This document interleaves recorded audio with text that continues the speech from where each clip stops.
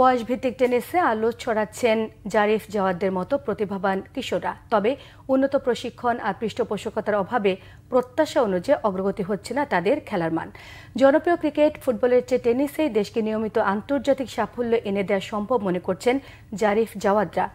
বিশ্ব টেনিসে ফেদেরার, নাদালদের মতো নিজের দেশকেও ব্র্যান্ডিংয়ের লক্ষ্য তাদের। চোখে স্বপ্ন বাংলাদেশের টেনিস আইকন হবার। রিপোর্ট করছেন মানিক মাহমুদ। ইউরোপ, আমেরিকা সহ পৃথিবীর অনেক দেশেই টেনিস বেশ জনপ্রিয় হলেও বাংলাদেশে খেলাটির পরিচিতি খুব বেশি নয়। যদিও 1972 সাল থেকেই এদেশে খেলা হচ্ছে টেনিস। বাংলাদেশ টেনিস ফেডারেশনের ব্যবস্থাপনায় নিয়মিত আয়োজন করা হয় জাতীয় ও আন্তর্জাতিক টুর্নামেন্ট। গত 52 বছরেও তৈরি হয়নি বাংলাদেশের কোনো আইকন প্লেয়ার। অবশ্য সময়ের সাথে টেনিসের প্রতি আগ্রহ বাড়ছে কিশোর তরুণদের। কোর্টের দ্বৈরথে সার্ভ আর ভলির নৈপুণ্যের ঝলক দেখাচ্ছেন জারিফ জাওয়াদরা। 17 কিশোর জারিফ মাত্র 10 বছরের ক্যারিয়ারেই যুক্তরাষ্ট্র, ভারত, শ্রীলঙ্কা সহ পৃথিবীর বিভিন্ন দেশে জুনিয়র ডেভিস কাপ সহ খেলেছেন অনেকগুলো আন্তর্জাতিক টুর্নামেন্ট। ছোটবেলায় বাবার সাথে খেলতে খেলতেই টেনিসের সাথে তার প্রেম। জনপ্রিয় ক্রিকেট, ফুটবলের চেয়ে তার কাছে আপন হয়ে যায় টেনিস র্যাকেট। জুনিয়র র্যাঙ্কিংয়ে বাংলাদেশের নাম্বার 1 জারিফের আত্মবিশ্বাস, খেলবেন সবচেয়ে মর্যাদাপূর্ণ টেনিসের গ্র্যান্ড স্লামে। বিশ্ব টেনিসের সর্বোচ্চ স্তরে নিয়ে যাবেন লাল সবুজের বাংলাদেশকে। জুনিয়র ডেভিস কাপে 6টা নেশনকে বিট করেছিলাম। সর্বোচ্চ প্রাইজ হচ্ছে আমি ইউএসটিএল লেভেল 4-এ একটা চ্যাম্পিয়ন ট্রফি পেয়েছিলাম।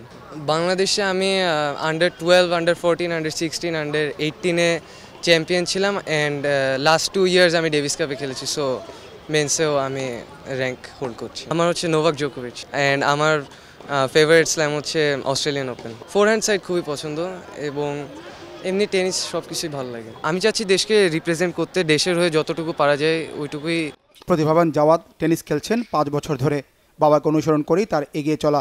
এটিএফ, আইটিএফ, ইউটিএফ সহ আন্তর্জাতিক টুর্নামেন্টগুলো খেলেছেন যুক্তরাষ্ট্র, বাহরাইন, শ্রীলঙ্কা সহ বিভিন্ন দেশে। হতে চান স্প্যানিশ কিংবদন্তি রাফাল নাদালের মতো। তবে টেনিস কোর্টে জাওয়াদের সবচেয়ে বড় প্রতিপক্ষ সতীর্থ জারিফ। আইডল হলো গিয়ে রাফাল নাদাল। আমি ওকে ছোটবেলা থেকেই দেখে আসছি। আমার খুবই বড় একটা আইডল হয়। আমি ওকে পুরোপুরি ওর খেলা কপি করার চেষ্টা করি, যেটাও কষ্ট, বাট চেষ্টা করছি। আর আমার টার্গেট হলো গিয়ে হচ্ছে ইউএস ওপেন বা উইম্বলডন, ওগুলো জিতা। জাইফা বারি একজন টাফ অপোনেন্ট, ওর সাথে অনেক বছর খেলেছি, ও সবসময় হারায়। বাট হ্যাঁ, আমাদের খেলা অনেক ফাইট হয়। অভিজাত খেলা টেনিস সরঞ্জামও বেশ ব্যয়বহুল। তার উপর দেশে নেই উন্নত প্রশিক্ষণের ব্যবস্থা। ব্যক্তিগত উদ্যোগে দীর্ঘদিন ধরে যুক্তরাষ্ট্রে অনুশীলন করেছেন জারিফ। তবে আটকে গেছেন আর্থিক সীমাবদ্ধতায়। তাই খেলার মান উন্নয়নে প্রয়োজন পৃষ্ঠপোষকতা।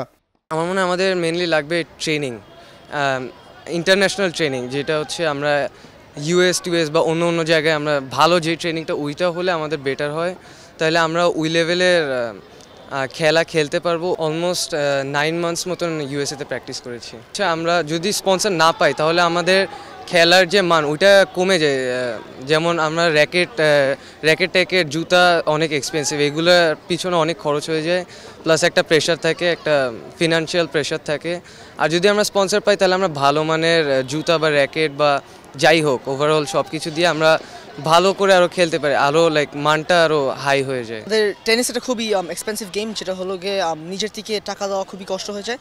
যেটার জন্য স্পন্সর্স যদি পাওয়া যায় তাহলে অবভিয়াসলি অনেক হেল্পফুল হবে আমাদের জন্য। ব্র্যান্ডিংটা অনেক ইমপ্রুভমেন্ট করা যায়, যেরকম আমাদের স্ট্রিং বা র্যাকেট যেগুলো অনেক বেশি প্রাইসিং হয়ে যায়, কোর্ট বা ইভেন বলস। দেশটাও রিপ্রেজেন্ট হবে, যেটা হলো গিয়ে আমাদের কান্ট্রিকে আরও বেনিফিট করবে পপুলারিটি হিসেবে। সুইজারল্যান্ডের Roger Federer, Spanish Rafael Nadal, Serbian Novak জোকোভিচরা বিশ্ব টেনিসের ব্র্যান্ড অ্যাম্বাসেডর। তাদের মতো অনেক সুপারস্টাররা ব্যক্তিগত নৈপুণ্যে বিশ্ব মানচিত্রে সমুন্নত করেছেন নিজের দেশ ও পতাকার মান। জারিফ জাওয়াদের চোখে স্বপ্ন একদিন তারাও হবেন বাংলাদেশের টেনিস আইকন। আমি আসলে গ্র্যান্ড স্ল্যাম খেলতে চাই। আমি ওই লেভেল পর্যন্ত নিজেকে নিয়ে যেতে চাই এবং ওই চেষ্টাটা অলওয়েজ থাকে, ওই চেষ্টাটাই করব। আমি হলো আমার দেশের আইডল হতে চেষ্টা করছি। আমি এমন একটা পর্যায়ে যেতে চাচ্ছি যেখানে আমাদের বাংলাদেশের কোনো প্লেয়ার আসলে যায় নাই।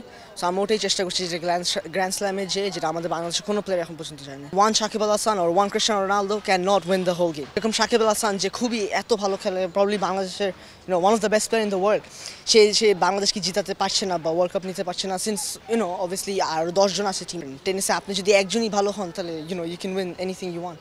ক্রিকেট কিন্তু একটা টিম গেম। হ্যাঁ, ওখানে প্রুফ করা টাফ, বাট আমরা কিন্তু ইন্ডিভিজুয়াল গেম খেলি। আমাদের জন্য এটা একটু ইজি হয়ে যায়। প্রতিবার বিচ্ছুরণে সদ্য সমাপ্ত বিজয় দিবস টেনিসেও আপনালায় উদ্ভাসিত হন জারিফ ও জাওয়াদ। যদিও সেমিফাইনালে জারিফের কাছে হেরে যান জাওয়াদ, তবে শ্রেষ্ঠত্বের মুকুট ঠিকই জিতে নেন জারিফ আবরার, চ্যাম্পিয়ন হন টুর্নামেন্টে। মানিক মাহমুদ, বাংলা ভিশন, ঢাকা।